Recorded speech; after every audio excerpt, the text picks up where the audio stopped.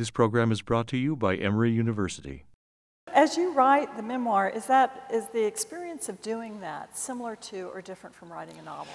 Well, it's both. It's similar. I'll tell you how it's similar in this way, that what you have to do on the page is the same thing you have to do in a novel, which is to make people come to life, including the person bearing your own name.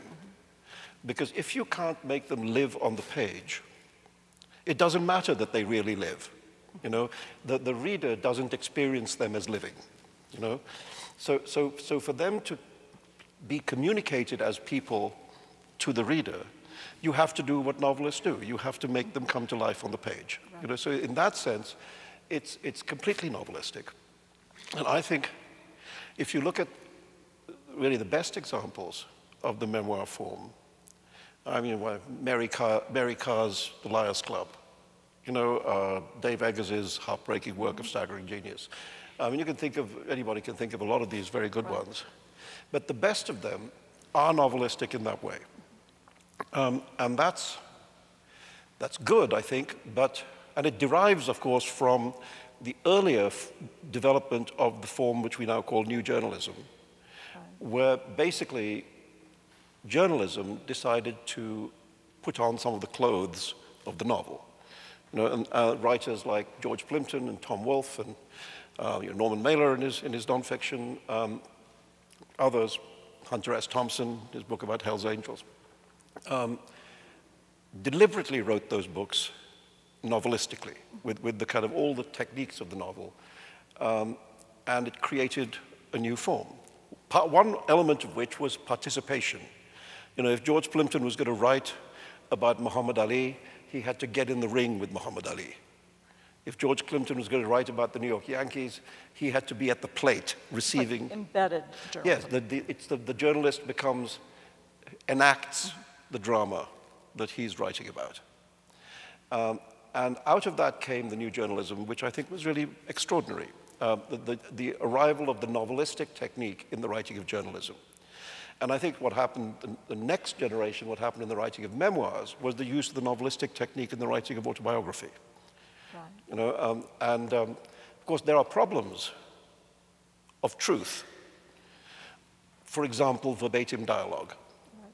You know, it's very difficult to believe when you're reading somebody writing about their childhood and describing what their mother said to their father and to them, and et cetera, and it's in inverted commas as direct speech.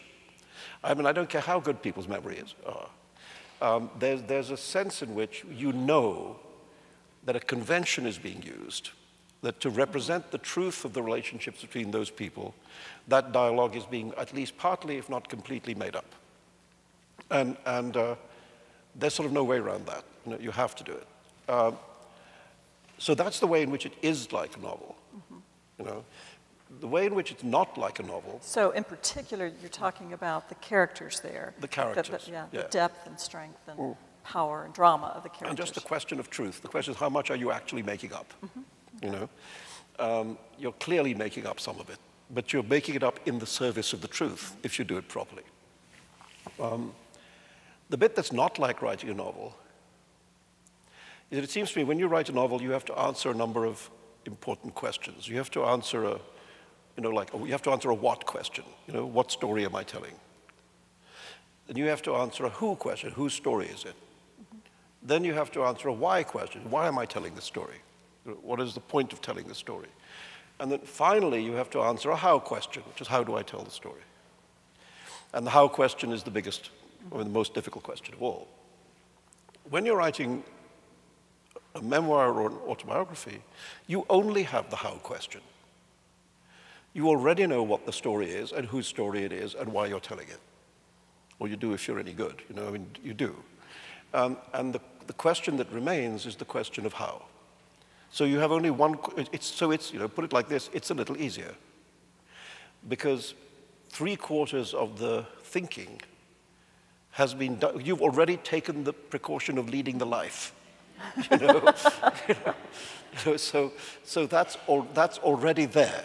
But sometimes in writing fiction, the story unfolds or changes as you're writing it. Yeah. How about in writing the memoir? No, that I think you can't do unless you're one of these unfortunate people who say they're writing memoirs when they're actually making it up. Right. And I mean, that's been one of the disappointing aspects of recent years, the kind of James Fry phenomenon. It's not only him. That people who should really be admitting that what they're doing is a work of fiction characterize it as a memoir because they think it'll be more commercially successful. And it essentially. And it is, right. yeah.